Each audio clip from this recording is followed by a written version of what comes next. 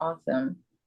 All right, so I'm ready to start. Once again, thank you very much for the invitation. It's an honor to be here, and I'm very happy. All right, so my presentation is Inspiring Educators Exploring the Potential of Communities of Practice for Growth. So first, I'm going to start by talking about a community of practice. What is a community of practice? A community of practice is a group of people who share a concern or a passion for something they do, and they learn how to do it better as they interact regularly. And this is an example of a community of practice right now. Uh, People connecting from different parts of the world, sharing information, learning, and this is a great example of a community of practice.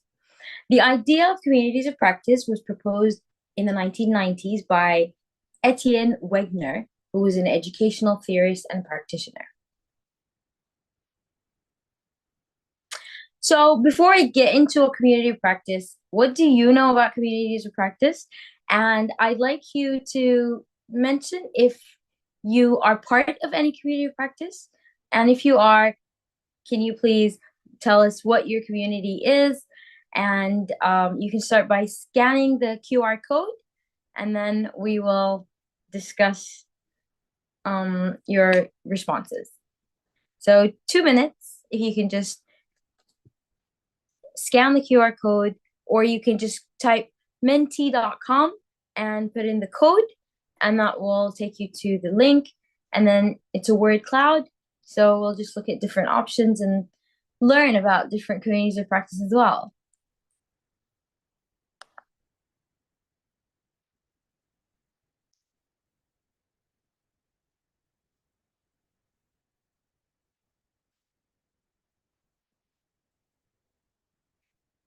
Okay. Are you able to access the Mentimeter?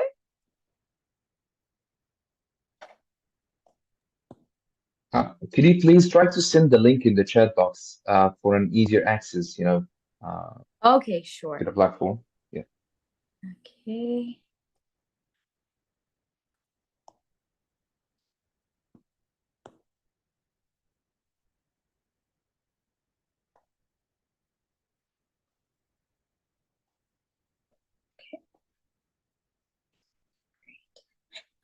All right. Are you able to access it now? I shared it in the chat box.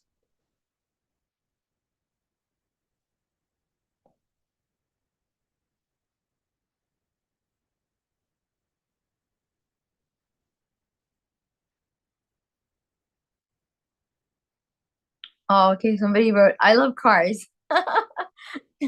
Okay, great. Now I can see communities of practice. I just want to make my slide bigger.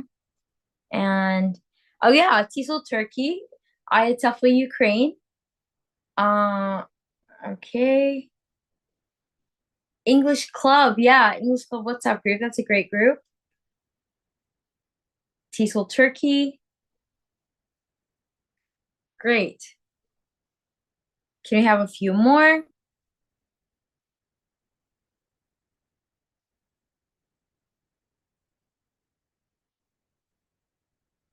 I love these word clouds because they look really nice. Okay. I think I can see people typing.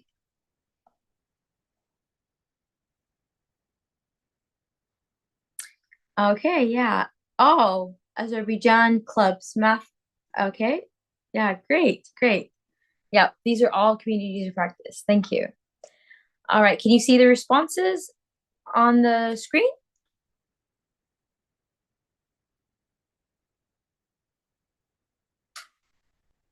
Yes, Gate everyone via can see them. Yeah. Everyone can awesome. see them on the screen. Yeah, there are a lot of community practice, communities of practice here on the screen. Yeah, okay, great. I'm glad you can see them. English teachers in Peru. So you can see so many different countries, Peru, Ukraine, Azerbaijan, Turkey, Gate. Oh, that's a new one. I'll check it out. So great. Thank you very much for your responses. And yes, these are all examples of communities of practice. Okay, I'll just go back to my slide.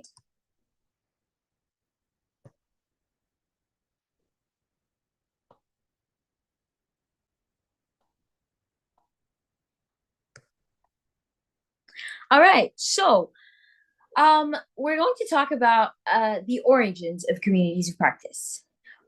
Wegner stated that we all learn on the job. So when you start a job, just by learning, by observing people, by practicing, that is how we learn. And sometimes we're in the core. The core area is like people who are actually doing all the work, the people who are actually basically running the association or the community of practice. And sometimes we're in the core, sometimes in the periphery or fringes of the practice. So as you can see, new members are on the border, the red circle, and this is where learning takes place. And then people eventually start moving from the core to from the periphery to the core. Situated learning is then the area where people start engaging with one another. And while during that process, we learn, we get information from other people.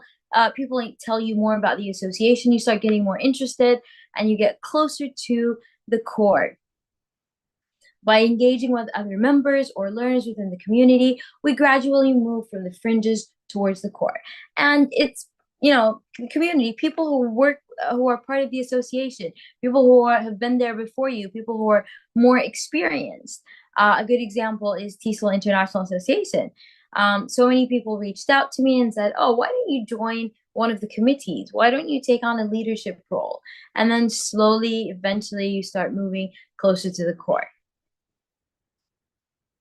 So a community, we have communities of practice everywhere. Some of them are formal, some are informal, some at work, at home, and in some groups we are core members and others we are at the margin. And we're going to talk about the different levels of participation later on. It's very interesting how we just move from like local associations. So you either start with your local association and then move to a bigger organization like TESOL International, or the other way around. You start with TESOL International and then you start exploring your own local affiliate. Okay, I need to make my screen a bit bigger.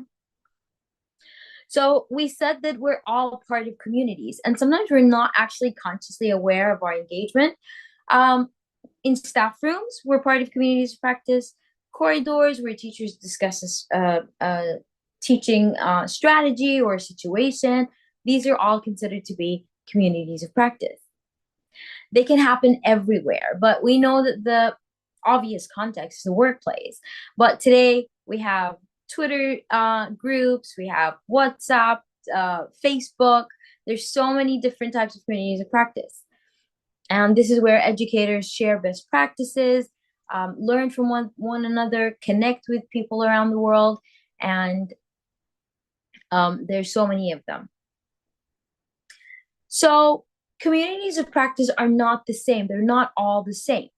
And we also need to know that not every community is a community of practice. A neighborhood is a community, but it's not a community of practice. So what makes a community of practice? A community of practice has three main elements. Number one, a domain, which is an area of shared interest and key issues.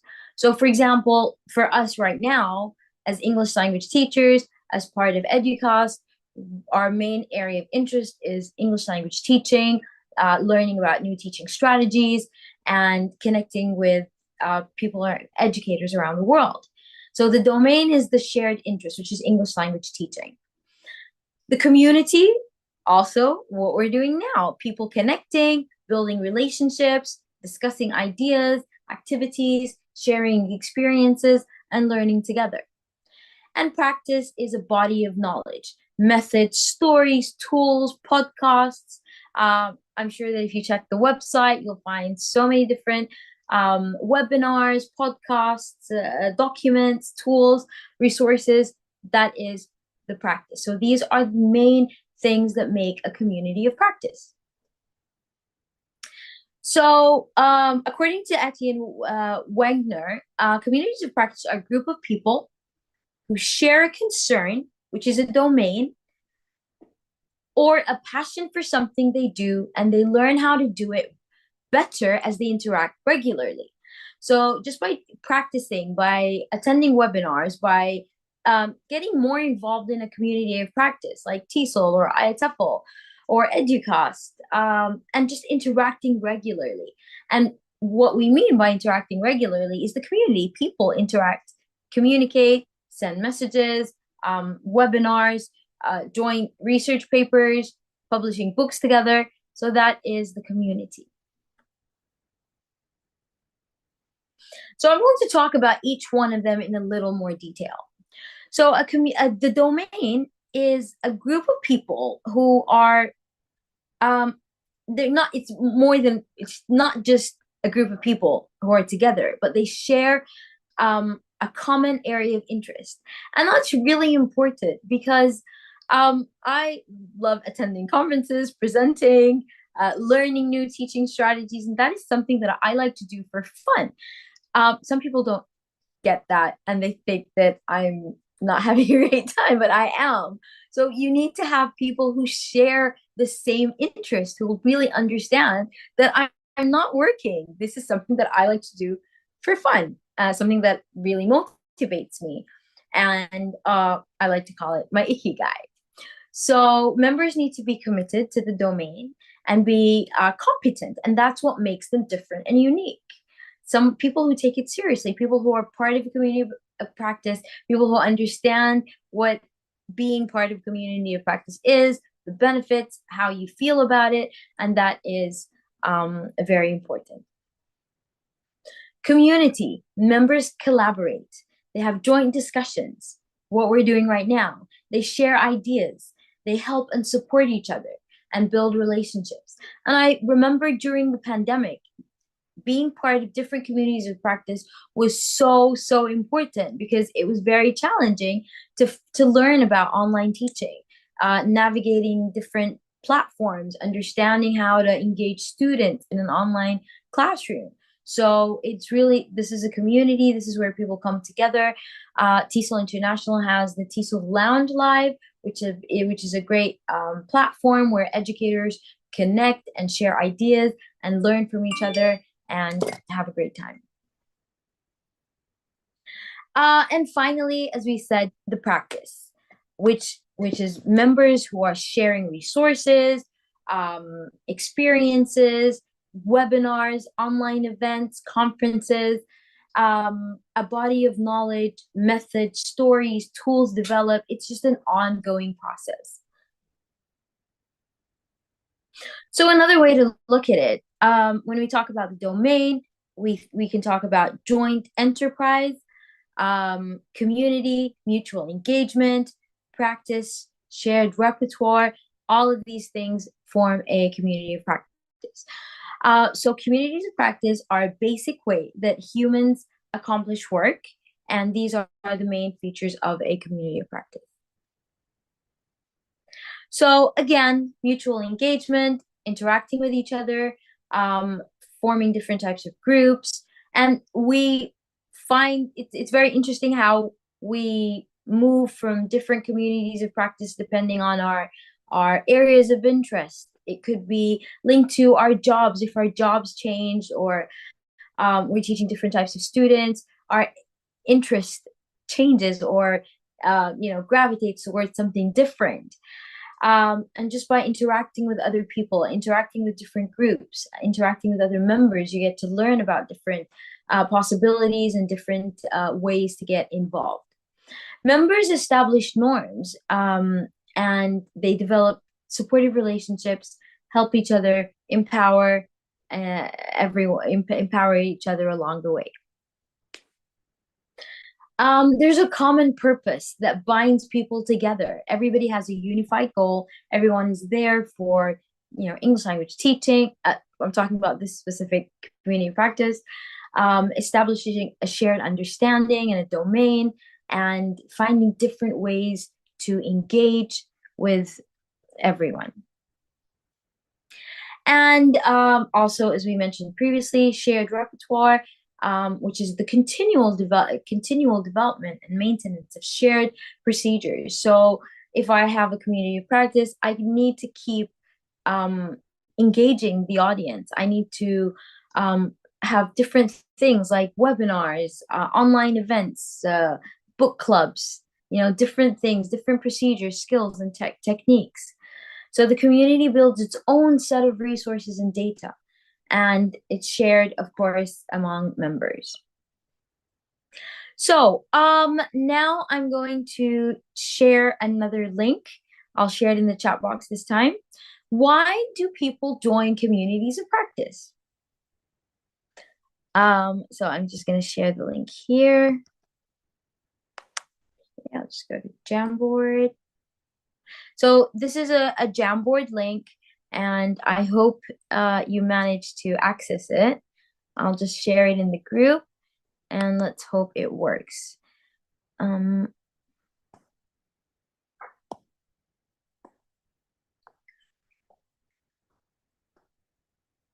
Right. Okay, so this Jamboard, when you click on the link, you on the top. Okay, my view is a little different. I'll just go to the, yeah. If you just tap on the fourth icon, you'll find a notepad, and then you can just write your comment on the notepad. You can change the colors as well to make it very colorful. And okay, are you able to access the Jamboard document? Yes, awesome. So why do people join communities of practice? So I can see boxes, yet 2 yellow boxes. So you can just type your response inside.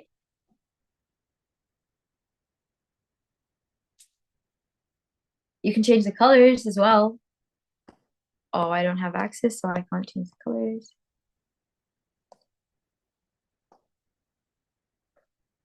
So you can tap and type using the keyboard. It makes it easier to type like this. Yes, great. Oops. Okay, so we need, okay, learning, collaborating, peer feedback, exactly. It looks like everyone likes yellow. All of the squares are yellow. To share resources, exactly. Collaboration. Yeah, Jamboard, okay, we got blue, pink, okay, different colors now, thank you. More PD opportunities, engaging for engaging languages, sharing knowledge, peer feedback, exactly. So people can join these communities of practice for different reasons. Somebody might just join a community of practice for just one specific goal, and then just, they just leave. Some people like to, go up the ladder to learn, share ideas. I like the green, exchange thoughts. Thank you very much. We love the presentation. Thank you. I'm glad you're enjoying it. Okay. Actually, Jamboard is a bit funny at the beginning. If it's your first time, it's very difficult to navigate, but then when you get the hang of it, it's just great. But the sad news is that it's not going to be active. I don't know when, but I heard that it's not going to be active anymore. So that's bad.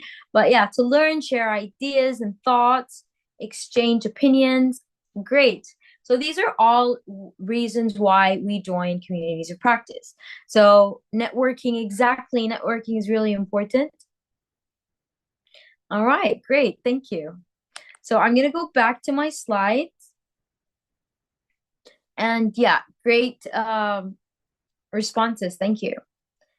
So can you see my slide?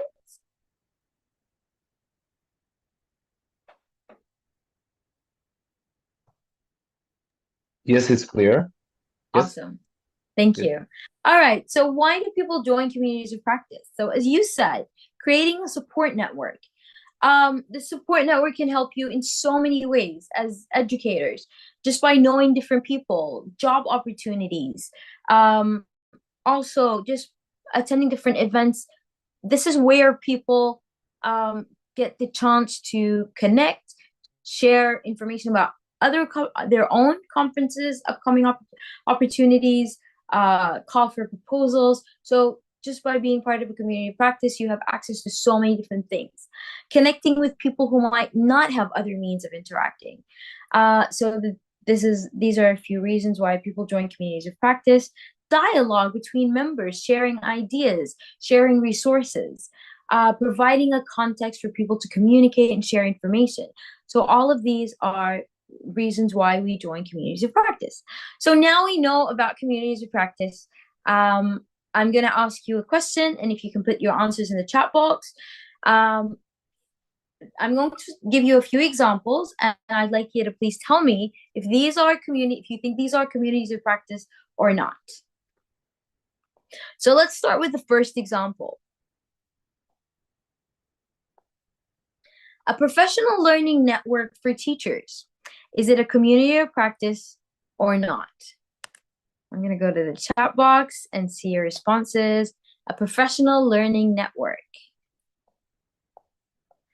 Yes, it is a community of practice. That's true. And a good example of a professional learning network is our former TESOL International Mentorship in ELT Professional Learning Network. So yes, it is a community of practice because there's a shared domain. Um, uh, for example, improving teaching practices, engaging in discussion. There's a community. There are shared resources, documents, webinars, and people collaborate to enhance their teaching strategies or skills. So yes, it is a community practice. How about a weekly company status meeting? Is it a community practice or not? When they check the status of a company, and people meet to discuss different things, or just updating people. Is that a community practice or not? Just go to. Okay, we have different responses. We have yes, no, no, no, and one more, and then yes. Okay, no. So here we have different responses. It's a bit tricky. So the correct answer is no. While these meetings bring employees together, they focus on updates and tasks. They don't really share learning experiences. So the main goal is to inform people, not really connecting, and there's no give and take, there's no mutual learning, there's no collaboration. It's kind of like a top-down approach. So no, they are not communities of practice. How about coffee break chats among colleagues? Are those communities of practice?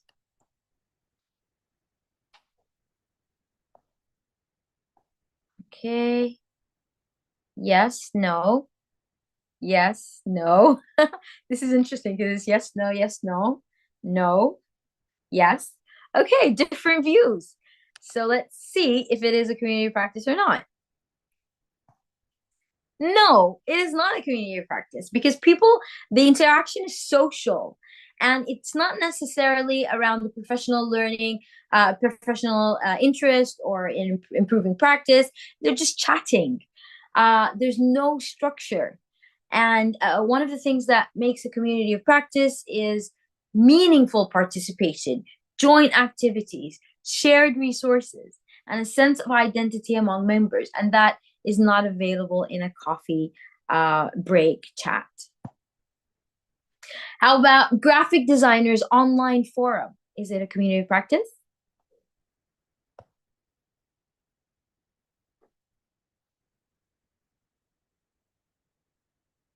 Yes, yes, yes, yes, yes. Okay, we're getting there.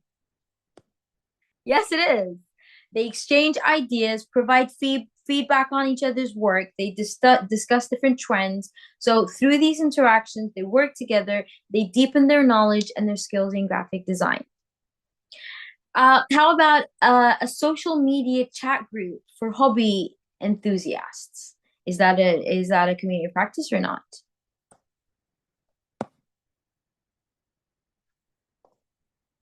Maybe. Okay. Good answer. Yes. Yes. Yes. Okay, it depends. Yes, it can be. It depends. Okay. So let's go to the response. No. While these groups involve discussion about shared interests, but they don't have that depth of engagement and sustained interaction characteristic of communities of practice. So members may not be focused on learning and improving their skills. So they're just talking about it, but there's no depth. So it's a bit tricky, but it's not a community of practice. All right. So thank you very much for your interaction and communication, and thank you for your engagement. So let's move to another point, which is levels of communication in communities of practice. So I'm going to take TESOL International Association as an example. So we have core members. We have, as you can see, we have core leaders, regular, experts, beginners. So there's lots of different levels, outsiders, peripheral. Now, communities of practice have different levels, and this happens in all learning spaces. It's because when you get involved, you gain interest, and then you start moving closer to the core. It's interesting how people move in and out of these categories over the life of a community. So, for example, when I joined the TESOL International Association, I didn't really have a goal. I just decided to join it because I was part of another community of practice, TESOL Arabia and TESOL Sudan. So I just joined it to, learn about different ways to help develop my own community of practice, which was where I was serving as the vice president, acting vice president. So I wasn't really involved. And then I started looking at the website, meeting people, through webinars and online events, and they would ask me to join, like leaders and board members and past presidents asked me to join and get more involved, and then I started gaining more interest. So that is a good example that involvement can produce learning in multiple ways, and the domain has different levels of relevance to different people. Even if you go to the website, you'll find so many different councils, so many different professional learning networks. Then you just think about what you're interested in. There's so many different options. So you just think about what you're interested in. And it could be whether you're interested in it or whether it's your major or what you teach. So people can move in and out of these categories over the life of a community. Um, when for example, take myself when I was the vice president. Now uh, I have a different role with TESOL International, past chair, and we just keep changing. And then you just join different associations, and it just goes on and on and on. And interactions and knowledge flow between them, and they create opportunities for learning. So just by connecting with other people, you learn about different things, and then you get more involved. Your interests might change. You might join a different council, and it's just an ongoing process. People need time and space to collaborate. So it didn't happen overnight. It took years. Years, I don't know, 7, 8, maybe 10 years. So people communicate, they refine, they use their knowledge within a community, they accept different levels of participation within a community.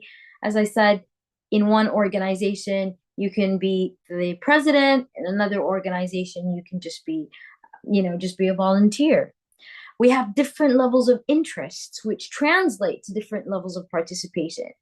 People like to review books. People with, newsletter editors. I was never interested in doing that, but eventually, part of when I joined IATEFL, I had a column. So, eventually with time, I thought, oh, I'm never going to be, a newsletter editor. But then in a different association, I actually did that. So with time, you find the value of certain things and gain more interest, and then you start getting more involved.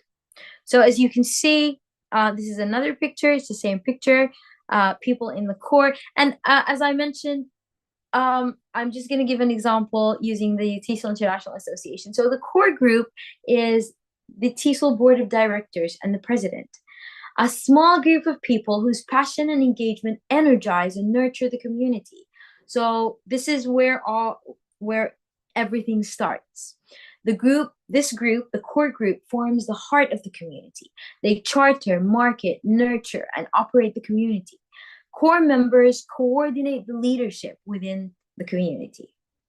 Then the next group, we have active participants, and I see those as chairs, founders of professional learning networks, TESOL,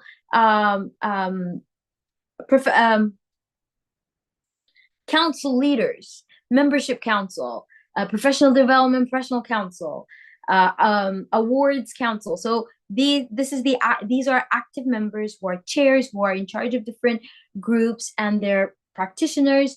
They define the community, and they work closely with the board of directors, the core team, to help shape the definition and the direction of the community of practice. And this includes sharing the vision, the mission, the purpose, knowing everything about the association, and helping it go forward. Then we have occasional participants. And these are people who who might get involved during the convention. They participate when the topic is of interest, when they have something specific to contribute, or when they're involved in a project related to the domain of the community. So they're not necessarily there all the time, but they might just attend webinars or events based on their interests, but not always there.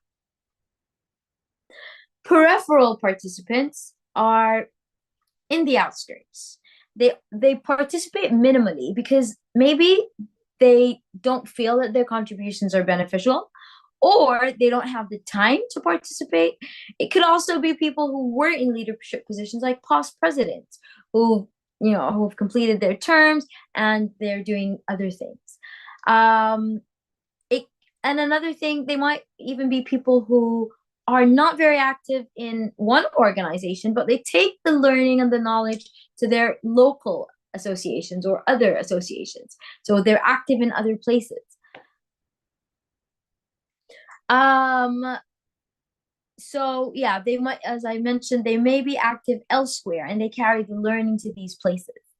And this could be just like a network for them. Finally, we have the outsiders. And these are people who interact. They don't have to be members. And this is like people who, publishers, for example, book publishers. They're not part of the organization. They're not members. They don't pay membership fees. They're only there for a certain service just during the convention or during the annual event to advertise. So they are the least connected to the community. They interact only to receive or provide a service, and they gain access to artifacts produced by the community, such as publication, website, tools, or it could be just somebody who's interested in attending the conference or convention to get resources, learn a little, and just once a year. So now I'm going to talk about principles of successful communities of practice. We see so many communities of practice, but they start, they're very active, they have members, great opening, and then they just end. Why does that happen? These are, now I'm going to talk about different strategies to allow them to flourish. Number one, they need to be designed for evolution. They need to shift and change to meet the needs of the participants. Um, as they grow, they need to bring in new ideas. I know, like in some organizations, there you have the same members for years, the same board for hundreds of years. So that is not evolving. So as the community grows, you need new members, new blood, new ideas. Um, and they can also pull the focus of the community in different directions. It doesn't have to be exactly the way it was, depending on what's happening around them. So it's not to impose, but to just help it develop and link it to what's happening around you. An open dialogue is important. It's important to have new ideas. As I said, I've been in so many different organizations. I've seen people resisting change.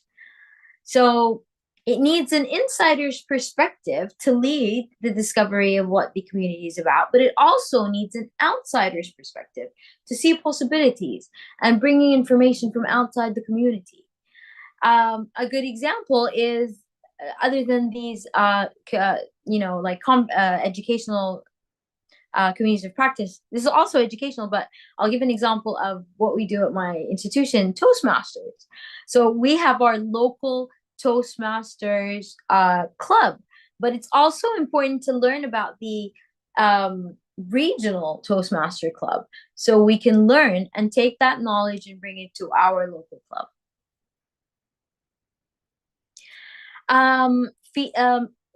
They're strengthening when they're inclusive and equitable. Having different perspective, different backgrounds, languages, gender. This is a powerful way to learn and grow with others. So as you can see here, the picture that we described previously, the different levels of participation, it's important to invite different people to get more involved. You can get people from the core. It doesn't necessarily have to be all core members. You can get peripheral members, outsiders, active members, core members. It's important to have different levels of participation in the community. Encourage everyone to participate equally, and that will encourage engagement, and it will help people move through different levels. Developing both public and private community spaces. And that's really important. And a good example is having different events. Some of them can be for members and some for open for all, some for non-members. So this really helps. And you can choose the different types of activities based on your needs, based on, different countries have different needs, have different things that govern the way we're going to run the association. So, for example, creating a blog to share activities or videos, different things that can strengthen the community. Focusing on value. Communities thrive because they deliver value to the organization, and value is very important. It's important to have, good events, interesting events, things that will engage the audience, because if it's not engaging, if it's not valuable, they won't come back and you won't have a community. Combining familiarity and excitement. That's really important. And we have something called Take 5 with TESOL, where they ask members to take a picture doing something, doing yoga, or having a scavenger hunt where you look for something blue, and it was just so much fun. TESOL 365. So there's so many different events that engage members, keep them motivated and engaged, and people just come back for more. Communities have a rhythm, regular meeting, teleconferences. We have meetings throughout the year, annual convention. There's a rhythm. If it's too fast, the community will feel breathless and will stop participating because they get so overwhelmed. On the other hand, if it's too slow, it's also a problem. It will feel sluggish. So you have to have the right pace um, to make it go smoothly. So that is the end of my presentation. And if you have any questions, I'm happy to answer them.